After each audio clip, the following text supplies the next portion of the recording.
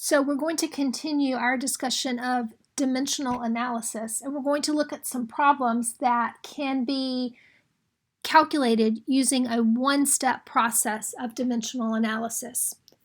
So let's just review for a minute before we get started. Remember that dimensional analysis means that you are converting measurements from one type of unit to another. So perhaps you are converting inches to feet, or you're converting hours to days. So you are converting between types of measurements. That is called dimensional analysis. In order to do that, you are going to need what is referred to as a conversion factor, which is a ratio or a fraction that's used to make that conversion between the different sets of units. All right, so let's look at our first example. Our example asks us how many feet are in 36 inches. So I need to come up with some sort of relationship between the two types of measurements. In this case, between feet and inches. So what do we know about that? We know that 1 foot is the same thing as 12 inches. And so I'm going to use that relationship to set up a conversion factor. All right, so let's start with the 36 inches.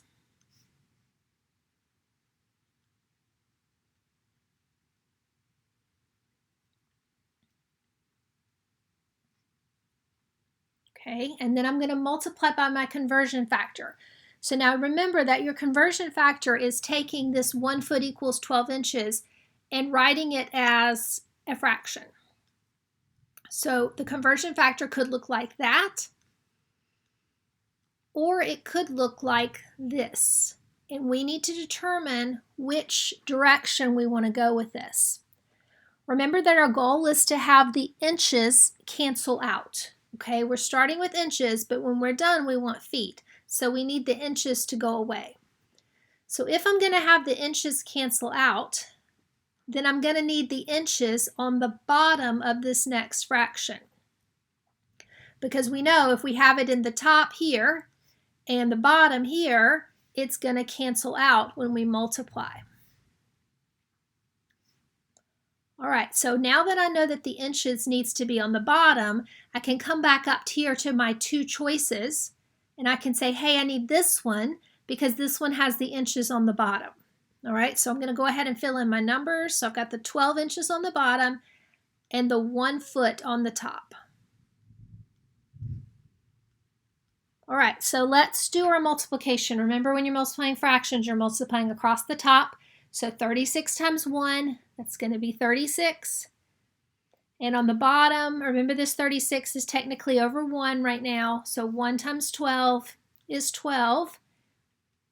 36 divided by 12 is 3. Okay, now you've got to put your units there. So remember that your inches will cancel out.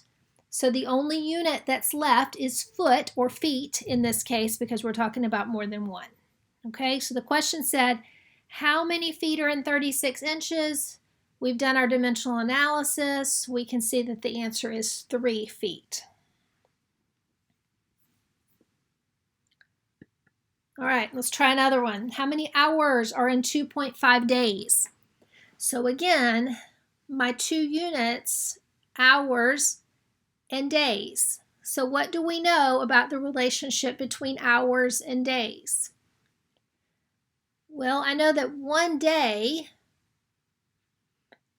is the same thing as 24 hours. There are 24 hours in a day. So because I know that, then I know that my conversion factor is either going to be 1 day over 24 hours, or it's going to be 24 hours over 1 day. Those are my two choices for a conversion factor. All right, so on my problem, I'm going to start with what I know. So I'm starting with the 2.5 days. All right, when you set up your conversion factor, remember that the idea is that you want the days to cancel. You want to end up with hours. So if you want the days to cancel, you need the days on the bottom so that it'll cancel with the days in the top of the other fraction. Okay, so that means that I want this conversion factor. It has the days in the bottom. So 1 day equivalent to 24 hours. Okay, and then we're going to multiply. All right, so across the top, we're going to have 2.5 times 24. So I'm going to use my calculator there. 2.5 times 24 is 60.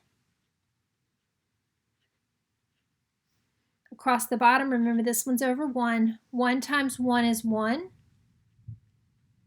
Okay, so we just have 60. All right, and then what about your units? Days cancel. 1 in the top, 1 in the bottom. So the only unit left is hours. Okay, so 2.5 days is equivalent to 60 hours. Okay, how many grams are in 14 ounces?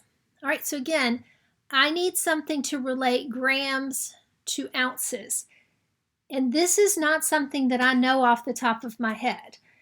So I'm either going to need to reference something given to me by my instructor, okay, if that's the case for you, or if not, I'm going to probably need to go online, maybe Google, and try to determine how many grams are in an ounce or how many ounces are in a gram. It doesn't really matter, okay, which way you look at that. All right, so if I do that, what I find online is that 1 ounce is equal to 28.3495 grams. Okay, now depending on how you Google it, okay, you might also find a statement that says 1 gram is equal to 0.035274 ounces.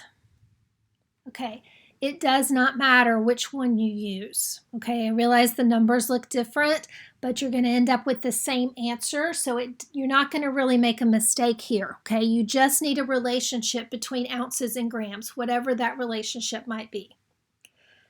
Okay, so either way is fine. I'm just going to go with the first one just so that we have something to work with, but you could have done the other one as well. Okay, so let's start with what we begin with. We have 14 ounces. That's our starting point. Now, remember that on the conversion factor, you want the ounces to cancel out. So you need ounces in the bottom of the conversion factor.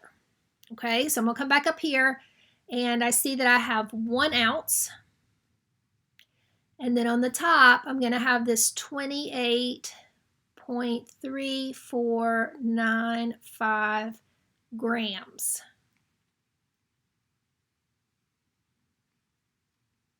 Okay, and then we're going to multiply. So again, I need my calculator. 14 times 28.3495. Okay, that gives me 396.893. And remember, this is over 1, so 1 times 1 is 1. All right, so we have 396.893, and the units, ounces will cancel with ounces, so the units will be grams.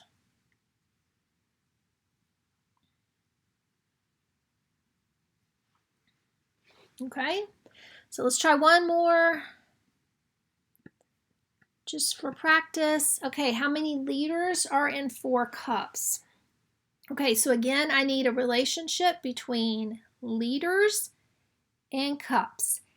And this is not something that I know. So either your instructor is going to give you a relationship to use, or you're going to go online and look for it. So if you go online, how many liters are in a cup, or how many cups are in a liter, either way, you're going to find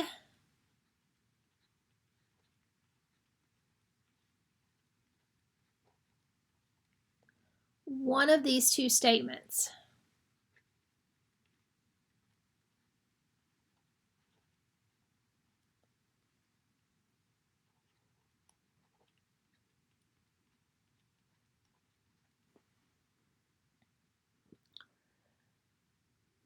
Okay, and again, it doesn't matter which one you use. Okay, so I don't want you to get hung up on maybe I used one but you found the other. It doesn't make any difference. You can use either one. Okay, so I'm going to go up here and I'm just going to use the top one when I work it out. Okay, so I'm going to ignore this one, but you could have just as easily used that one. It would have been fine. All right, so let's start with what we've got here. I've got 4 cups, so I'm going to write that down. All right, remember on your conversion factor, you need cups to cancel. So that means that cups needs to go on the bottom. All right, so I'm going to write the number down next to the cups. All right, 4.22675. And the liters will go on the top. That's 1 liter. Okay, so let's do our multiplication. On the top, we have 4 times 1 is 4. And remember, this is over 1. So 1 times 4.22675.